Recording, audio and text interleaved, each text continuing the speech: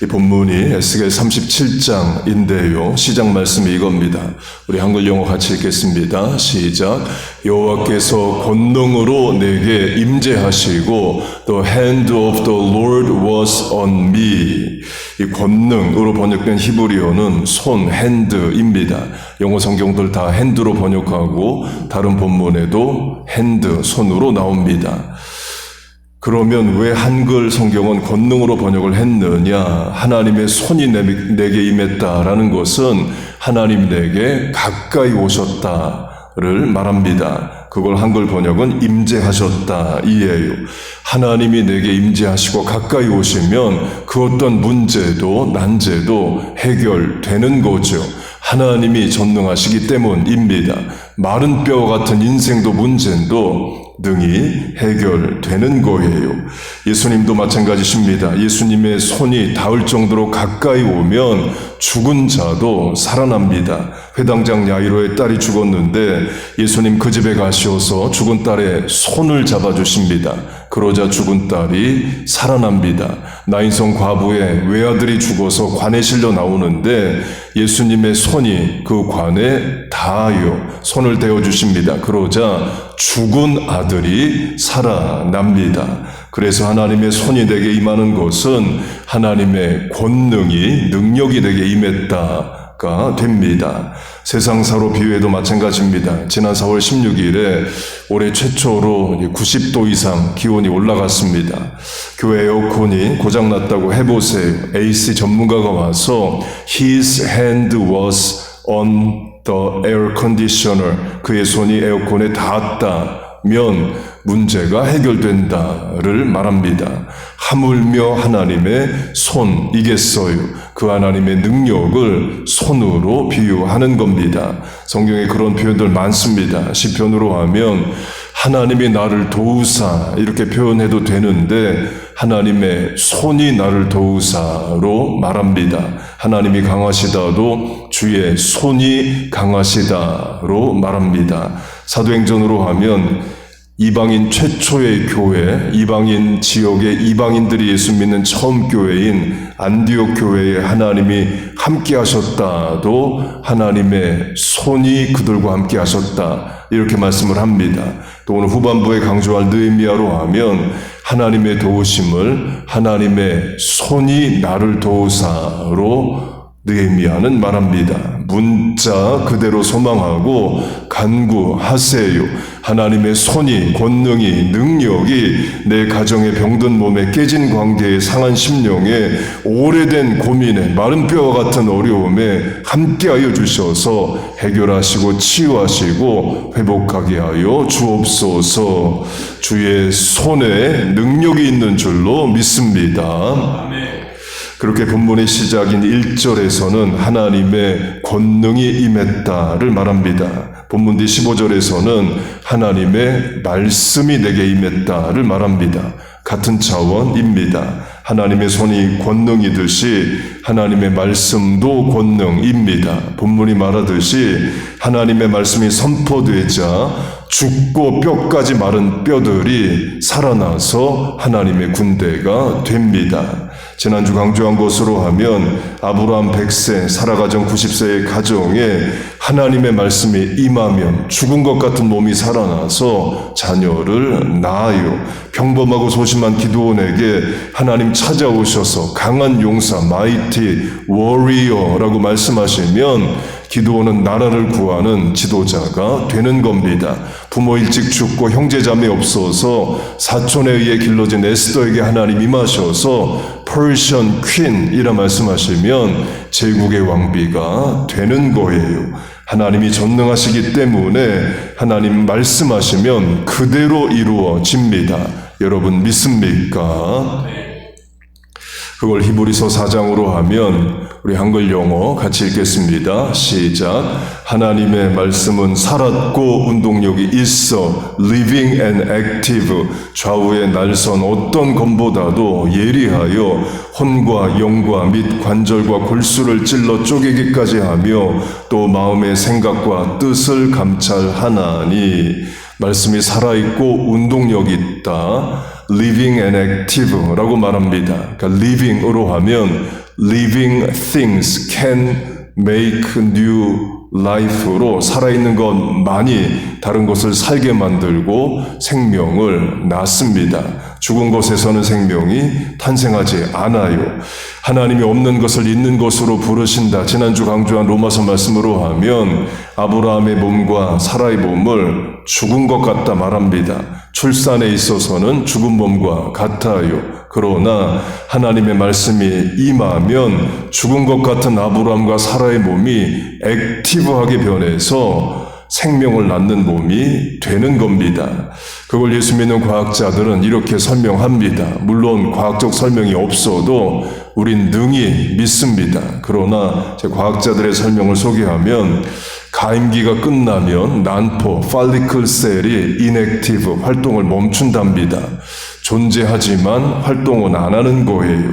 그런데 하나님이 내년에 아들을 낳을 것이라 말씀하시자 인액티브했던 난포 세포가 액티브하게 변했다. 그렇게도 해석을 합니다. 하나님 말씀하시면 세포까지도 순종한다는 거예요. 확대 적용하면 하나님 한번 말씀해 주시면 암세포 떨어집니다. 종양, 우울증, 불면증들 떠나갑니다. 첫 창조의 온전함 하나님 능히 회복해 하십니다. 여러분 믿습니까? 예수님도 마찬가지십니다. 이미 죽어 살이 썩어가고 있는 나사로를 향해서 나사로야 나오라 하시자 죽어가는 살이 다시 살아나고 죽은 장기들 소생하고 나사로는 살아서 무덤에서 나옵니다.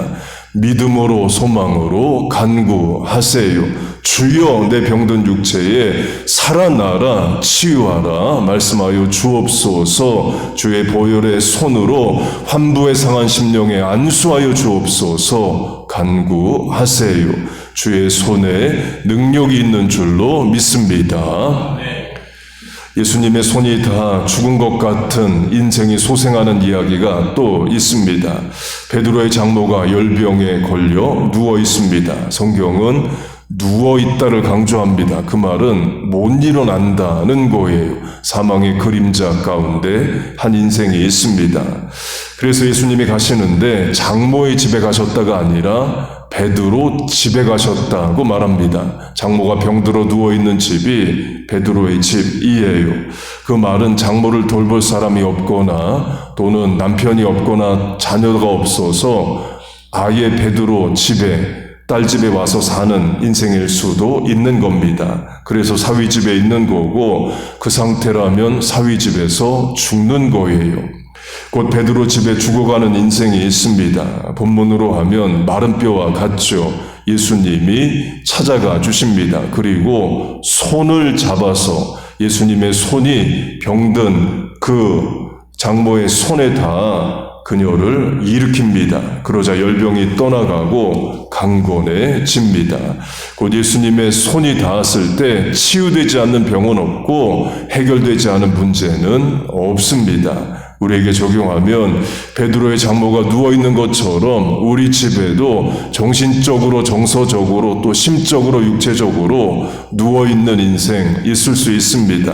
세상에서 실패해서 낙심해 있을 수도 있고 인생의 어려움 가운데 좌절해 있을 수도 있습니다. 주의 권능을 상징하는 예수님의 손이 우리의 가정도 붙잡아 일으켜 세워주시기를 축복합니다. 전술한 대로 느헤미야가 하나님의 도우심을 하나님의 손이 도왔다. 손으로 묘사를 하는데요. 느헤미야도 본문과 연결됩니다. 예루살렘의 성전이 또 마른 뼈처럼 무너져 있고 70년이 지나도록 회복이 못 되고 있는 상태에서 하나님의 손의 도우심으로 성을 회복하는 느헤미야의 역사가 있습니다. 느헤미야 이야기의 시작은 느헤미야가 지금의 이란에서 일어난 제국인 페르시아의 컵베어러 술 맡은 관원으로 왕 가까이 보좌하는 고위 공직자가 되어 있다로 시작합니다. 이미 출세했고 명예의 북이 다 있어요. 그런데 600마일 떨어진 예루살렘 성에 대한 관심을 갖습니다. 하나님이 주신 마음인 거죠. 예수님 말씀으로 하면 먼저 그의 나라와 그의 의를 구하는 마음이 느헤미야에게 있습니다. 그래서 예루살렘에 형편을 묻습니다. 그랬더니 성이 무너져 있고 성문들은 불에 타 있다를 보고합니다. 나중에 가보니까 말이 지나가지 못할 정도로 폐허가 되어 있어요. 말이 못 지나간다면 사람도 못 지나가는 거죠. 마른 뼈와 같은 도시가 되어 있습니다. 그렇게 예루살렘에 대한 소식을 들은 느헤미야가 그런가 보다 it could be 그러지 않고 금식하고 슬퍼하고 기도합니다. 하나님이 주신 마음인 거죠.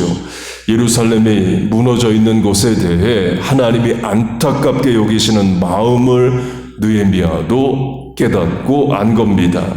본문 에스겔과 동시대 인물인 예레미야로 하면 하나님이 예레미야에게 내가 눈물을 흘린다 라고 말씀하십니다. 너는 그들에게 이르라 내 눈이 밤낮으로 그치지 않고 눈물을 흘리리니 하나님이 나 울고 있어를 예레미야에게 말씀해 주십니다. 예레미야도 하나님의 마음을 알게 된 자입니다. 느헤미야도 마찬가지이에요. 여기서 사명이 나옵니다. 하나님의 마음을 아는 데서 사명이 나와요. 그리고 사명은 인생을 주관합니다. 하나님 울고 있다는 마음을 깨달은 예레미야는 40년 한 자리 예루살렘에서 우상 숭배를 끊으라는 하나님의 말씀을 한결같이 전합니다. 느헤미야로 하면 600마일 이상 떨어진 예루살렘에 가서 성벽을 재건할 마음을 갖고 기도하고 실제로 해냅니다. 출세에 있는 삶, 안정적인 삶을 버리고 험지 오지에 가서 하나님을 위해 일하려고 해요. 사명이 이끄는 삶을 사는 거죠. 그런데 예루살렘에 가겠다고 해서 쉽게 가지는 게 아닙니다. 먼저 왕의 허락이 있어야 됩니다. 그래서 느헤미야가 기도합니다. 느헤미야 1장을 보면 기슬르월에서 니산월까지 기도했다고 말합니다. 지금 달력으로 하면 기슬르월은 11월 또는 12월이고 니산월은 3월 또는 4월입니다. 최소 4개월, 최대 6개월까지 기도했다는 거예요. 그 말은 쉬운 일이 아니라입니다. 왕의 허락을 받는 일도 쉽지 않고 또 물자가 있어야 또 성을 재건하죠. 왕에게 그 물자를 돈을 받아내는 것도 쉬운 일이 아니기 때문입니다. 나중엔 또 이런 어려움도 겪습니다. 느헤미야를 대적하는 자들이 일어나서 페르시아 왕에게 투서를 보냅니다. 왜 느헤미야가 예루살렘 성을 재건하겠느냐? 자기가 왕이 되려고 한다. 페르시아 왕을 대적하는 자이다. 이런 모함하는 편지도 보냅니다. 페르시아 왕궁과 예루살렘은 600마일 떨어져 있습니다. 지금처럼 뭐 전화가 있는 것도 아니고 비행기가 있는 것도 아니죠.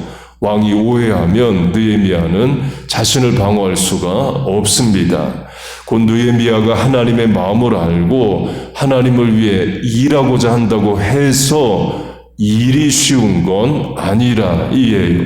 그래서 최대 6개월에 가까운 시간을 느헤미야는 기도합니다. 하나님을 위해 일하는 일이라고 해서 저절로 되지 않는다는 거예요. 도리어 어려움이 많습니다. 원수 대적 일어납니다.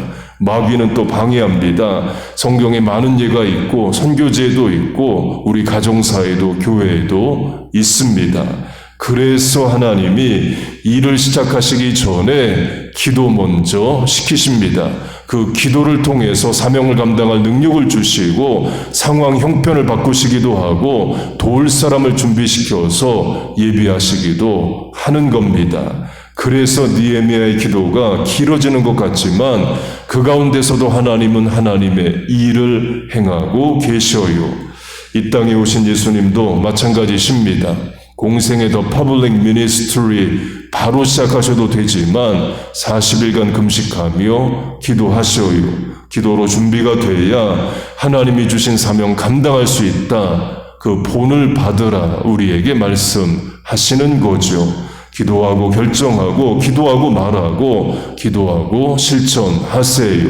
짧은 시간 자녀와 대화해도 눈을 뜨고서라도 하나님 지혜를 주시고 자녀의 마음을 변화시켜 주옵소서 기도하며 대화하세요.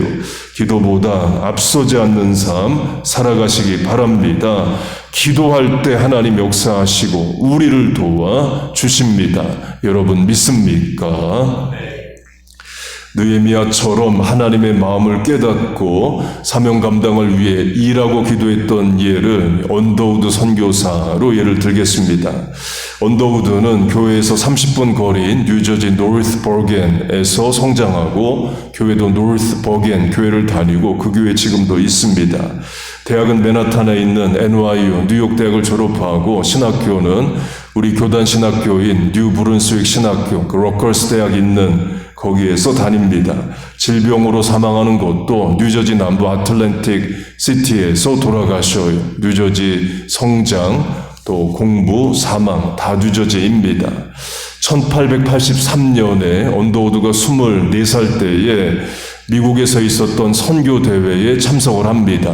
거기서 조선에 대한 이야기를 들어요.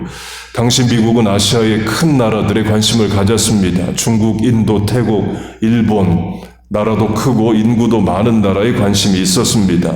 그래서 선교사들도 큰 나라에 주로 가 있었습니다. 이유 중 하나는 선교사가 자기가 배를 만들어서 타고 가는 게 아니죠. 상선이 있어야 그 상선을 타고 가는 겁니다. 장사하는 배들은 큰 나라에 가야 돈을 벌죠. 인구가 많아야 구매력도 있고 물건을 팔 수 있기 때문입니다. 그래서 큰 나라의 선교사들도 먼저 많이 가 있었습니다. 그에 반해서 작은 나라인 조선에는 별 관심이 없었고 상선도 들어가질 않았습니다. 그 제너럴 셔먼 호란 그 상선이 그 대동강에 들어갔다 좌초해서 불에 타기도 하죠. 대원군이 쇄국 정치하면서 또 미국 배들 못 들어오게 합니다. 그렇게 조선이란 나라가 있는데 복음이 들어가야 된다. 교회 개척할 선교사가 필요하다를 24살 언더우드가 듣습니다. 언더우드가 it could be 그런가 보다 그 나라 형편 그런가 보다 라고 생각하지 않고 내가 조선의 선교사로 가겠다는 마음을 갖습니다. 예루살렘의 형편을 듣고 내가 가서 성문을 세우겠다는 느헤미야와 같죠. 하나님의 마음으로 하면 한국에 복음이 들어가지 못한 것에 대해 안타까워하시는 하나님의 마음을 언더우드도 안 겁니다. 그리고 그 하나님의 마음이 언더우드의 사명이 돼요. 그럼 조선으로 가는 일이 쉽냐? 어렵습니다. 먼저 가족들 반대합니다. 결혼도 안 한 24세 아들이 들어보지도 못한 나라에 간다를 가족들이 찬성을 하겠습니까? 지금이야 한국이 널리 알려져 있고 미국 동맹이고 해서 가보고 싶은 나라지만 130년 전에는 미국인들 잘 모르는 나라였습니다. 동료 목회자들도 반대했습니다. 미국 교회도 할 일 많다. 미국도 다 복음화가 안 됐다. 왜 꼭 조선에 선교사로 가야 되느냐 했습니다. 교단 선교부도 반대했습니다. 이유는 한국 조선에 대해서 잘 알지를 못했어요. 도리어 잘못된 정보만 들어가 있었습니다. 조선이란 나라는 호랑이가 사람 잡아먹고 사람이 사람 잡아먹는다. 호랑이가 사람 잡아먹는 일은 맞죠. 그러나 식인 국가는 아니었잖아요. 그러나 정보가 많지 않았던 때라 우리 교단은 그렇게 알았습니다. 그래서 위험하다고 언더우드가 조선에 가는 것을 우리 교단은 반대했습니다. 곧 하나님의 일을 위해 하고자 할 때에 일이 저절로 되는 게 아니라는 거예요. 가족도 동료 목회자도 교단도 반대합니다. 교단의 경우는 우리 교단이 반대를 했기 때문에 언더우드가 당시 북장로교로 교단을 바꿉니다. 북장로교에서는 선교사로 보내줍니다. 그래서 언더우드가 장로교 선교사로 조선에 옵니다. 그렇게 대기하고 조선에 갈 준비하는 기간이 2년이에요. 느헤미야에게 최대 6개월이었다면 언더우드는 2년입니다. 24살에서 이제 나이가 26살이 됩니다. 강조점은 그 시간이 정체되어 있는 것 같지만 하나님은 하나님의 일을 하고 계시다는 거예요. 사람들의 마음을 변화시키시고 현지 조선의 상황도 바꾸시고 하나님은 일을 하고 계셔요. 언더우드 가족으로 하면 처음에 가족들 반대했습니다. 그러나 그 2년 세월 동안 형이 동생의 선교를 돕고자 해요. 언더우드 형이 언더우드 타작이라는 타작이 회사 사업을 했습니다. 자기 이름을 딴 언더우드 타작이 회사였고 그 형의 도움으로 조선에 와서 땅도 사고 건물도 사고 큰 도움이 되었어요. 지금도 언더우드 타이프라이터 검색해보면 또 아직도 있고 또 팔기도 합니다. 그리고 언더우드가 기다리는 2년 동안 선교지 토양이 바뀝니다. 조선에서 갑신정변이 일어나요. 고종의 부인 명성황 오빠인 민영익이 칼에 맞아서 중태에 빠집니다. 그때 의사 선교사면서 대사관 직원이었던 알렌이 한국 최초의 외과 수술을 해서 왕의 부인의 오빠를 살려냅니다. 그러면서 고종이 미국 선교사들에 대해 열린 마음을 갖게 돼요. 그 일이 1884년입니다. 그리고 그 다음 해인 1885년에 언더우드가 조선에 도착합니다. 고종이 언더우드를 만나줍니다. 왕이 만나준다는 것은 선교를 돕겠다는 거죠. 느헤미야를 페르시아 왕이 돕는 것과 같습니다. 강조점은 하나님이 때를 조정하신다 이에요. 갑신정변 이전에 들어오는 것보다 갑신정변 이후에 들어오는 게 여러 면에서 나오니까 하나님이 때론 시간을 조절하셔요. 느헤미야로 하면 최대 6개월 기도하는 게 필요하니까 하나님이 그렇게 하시는 거죠. 그렇게 느헤미야가 기도하던 어느 날 페르시아 왕이 먼저 느헤미야에게 묻습니다. 왕이 내게 이르시되 네가 병이 없거늘 어찌하여 얼굴에 수심이 있느냐. 이는 필연 내 마음에 근심이 있음이로다. 일이 되려는 거죠. 왕이 먼저 묻습니다. 물었기 때문에 답을 하는 과정에서 기도 제목을 왕에게 말합니다. 조상의 땅 예루살렘이 황폐하여 있는데 나를 총독으로 보내서 성에 문을 달아 성을 재건하게 하소서.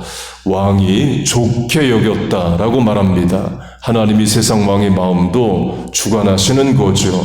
그리고 느헤미야가 예루살렘 총독이라는 지위와 왕의 재정적 후원을 가지고 예루살렘으로 갑니다. 성문을 달고 성벽을 재건해요. 그 상황은 바벨론에 의해 성과 성전이 무너진 이후 70년이 지나도록 회복이 안 된 상태였는데 느헤미야가 가서 52일 만에 성의 벽을 재건합니다. 성벽 역사가 52일 만에 끝남에 그런데 기도는 6개월까지 시키십니다. 52일짜리 짧은 프로젝트인데 준비는 기도는 6개월에 가까운 시간을 시키신다는 거예요. 다 하나님의 뜻이 있고 타이밍이 있고 시기 조절이 있습니다. 설교 시작에 강조한 하나님의 권능으로 하면 70년이 넘도록 회복되지 못한 성이라 해도 하나님 한 번 도우시면 하나님의 손이 한 번 역사하시면 2달이 안 되는 52일 만에 성이 재건되는 거예요. 우리 식으로 하면 자녀와의 갈등이든 질병 치유든 긴 세월의 고민이든 한 번 하나님 우리와 함께 하시면 즉시 해결되는 겁니다. 여러분 믿습니까? 오래된 기도 제목들에 하나님 응답하여 주시는 역사가 있기를 축복합니다. 그 모든 과정을 느헤미야는 주의 손에 도우심으로 말합니다. 하나님의 손이 나를 도우심으로 본문 에스겔서는 하나님의 권능을 손으로 말합니다. 그 하나님의 손이 우리에게, 부모에게, 자녀에게, 여러분의 사업의 생업에, 대인관계에, 사명 감당에 권능으로 임하여 주시기를 축복합니다. 주의 손이 붙드시네 고치시네. 세우시네, 회복하시네. 상한 우리의 마음을, 육체를, 관계를 소생케 하시네. 에스겔, 예레미야, 느헤미야처럼 하나님의 마음을 알고 그게 사명이 돼서 살아가는 우리와 자녀 교회 되기를 주의 이름으로 축복하고 축원합니다. 아멘. 전능하신 우리 하나님, 삶에 가득한 주님의 통치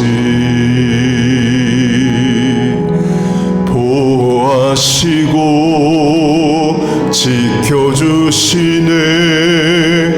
복 주시고 인도하시네. 살아계신 우리 하나님, 삶에 가득한 주님의 임재 불러주시고 채워주시네. 붙드시고 응답하시네. 주의 손이 붙드시네. 흔들리는 우리의 삶을 주의 손이 고치시네. 상한 우리의 마음을 전능하신 우리 하나님, 삶에 가득한 주님의 통치 보호하시고 지켜주시네. 복 주시고 인도하시네. 살아계신 우리 하나님, 삶에 가득한 주님의 임재 불러주시고 채워주시네. 들으시고 응답하시네. 주의 손이 붙드시네. 흔들리는 우리의 삶을 주의 손이 고치시네. 상한 우리의 마음을. 아멘. 우리 같이 통성으로 기도하겠습니다. 하나님 아버지, 병든 몸을 치유하여 주옵소서. 주의 보혈의 손으로 안수하여 주시고 우리의 환부를 치유하여 주옵소서. 상한 심령도 멍든 가슴도 낙심해 있는 영혼도 하나님의 손이 깨워주시고 일으켜주시고 살려주시옵소서. 하나님, 집안에 누워있는 인생들이 있습니다. 하나님, 질병도 마음도 일으켜 세워주시옵소서. 하나님, 우리의 인생에 찾아와 주시고 주의 손으로 우리를 어루만져 주시고 하나님, 권능의 역사가 있게 하여 주옵소서. 마른 뼈와 같은 인생으로 하나님 앞에 나왔습니다. 살리시고 소생케 하시고 회복케 하여 주옵소서. 무너진 예루살렘 성벽이 52일 만에 재건되는 역사가 있었던 것처럼 하나님, 오래된 문제들이라 할지라도 한 번 하나님 함께 하시면 능히 해결되고 소생하는 줄로 믿습니다. 예수님의 손이 죽은 야이로의 딸을 살리신 것처럼, 예수님의 손이 죽은 관에다자 나인성 과부의 아들이 살아나는 것처럼 하나님, 오늘 이 시간에 살아나고 소생하고 회복되는 역사가 있게 하여 주옵소서. 에스겔처럼 예레미야처럼 느헤미야처럼 하나님의 마음을 아는 자들 되게 하시고 그 하나님의 마음을 아는 것이 사명이 되고 사명이 우리 인생을 이끌어가게 하여 주옵소서. 하나님 기도할 때에 삶의 환경도 변화시켜 주시고 도울 사람도 붙여 주시옵소서. 오랫동안 기도하는 문제를 하나님 이제 해결하여 주시고 또 하나님께서 기도의 역사로 말미암아 우리를 도와주시옵소서. 하나님의 손의 권능을 믿습니다. 하나님의 손이 이 시간 이 자리에 함께 하시는 줄로 믿습니다. 우리의 병든 몸을 상한 심령을 안수하여 주시고 치유하여 주옵소서. 약속의 말씀을 붙잡아 믿습니다. 내 집은 기도하는 집이라 My house will be called a house of prayer. 기도의 집에 하나님 나왔사오니 주여 우리를 도와주시옵소서. 너는 내게 부르짖으라. 내가 내게 응답하겠고 내가 알지 못하는 크고 비밀한 일을 알리리라. 아무것도 염려하지 말고 오직 모든 일에 기도와 간구로 너희 구할 것을 감사함으로 아뢰라. 그리하면 모든 지각에 뛰어난 하나님의 평강이 그리스도 예수 안에서 너희 마음과 생각을 지키시리라. 너희는 마음에 근심하지 말라. 하나님을 믿으니 또한 나를 믿으라. 구하라 그러면 주실 것이요 찾으라 그러면 찾을 것이요 두드리라 그러면 열릴 것이니 구하는 이가 얻을 것이요 찾는 이가 찾을 것이요 두드리는 자에게 열릴 것이란 약속의 말씀을 주여 내가 붙잡아 믿어 아버지 하나님 이 시간 찾고 두드리고 간구합니다. 길을 여시고 문을 여시고 주여 도울 사람을 붙여주시옵소서. 내 입을 넓게 열라 내가 채우리라. 너희 말이 내 귀에 들린 대로 그대로 이루어 주리라. 이제 이후로 너희가 내 이름으로 무엇을 구하든지 받은 줄로 믿으라. 믿음은 바라는 것들의 실상이요 보지 못하는 것들의 증거라. 수고하고 무거운 짐진 자들아 다 내게로 오라. 내가 너희를 쉬게 하리라. 너희 짐을 여호와께 맡겨버리라. 이는 저가 너를 붙드시며 의인의 요동함을 영영히 허락지 아니하시리라. 너희 염려를 주께 맡기라. 이는 저가 너희를 권고하심이라. Cast all your cares on him, for he cares for you. 하나님 아버지 시간 상한 심령 병든 몸 멍든 가슴 지친 영혼 깨진 관계 낙심한 심령 피곤한 영혼 주의 전에 나왔습니다. 회복케 하여 주옵소서. 소생케 하여 주옵소서. 마른 뼈와 같은 내 인생 하나님의 군대 되게 하여 주옵소서. 주여 은혜를 주옵소서. 주여 은혜를 주옵소서. 아버지 도와주시옵소서. 우리 다시 한번 찬양하겠습니다.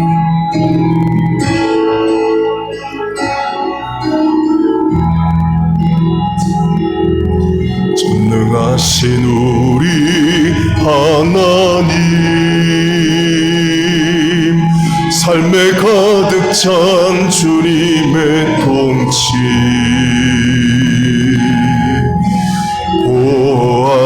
보호하시고 지켜주시네 복 주시고 인도하시네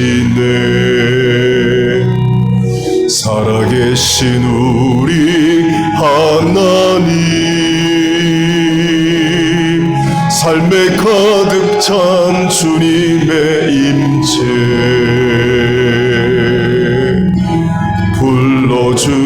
불러주시고 채워주시네 들으시고 응답하시 주의 손이 붙드시네 흔들리는 우리의 삶을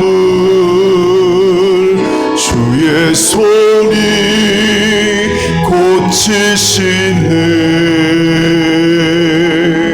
상한 우리의 마음을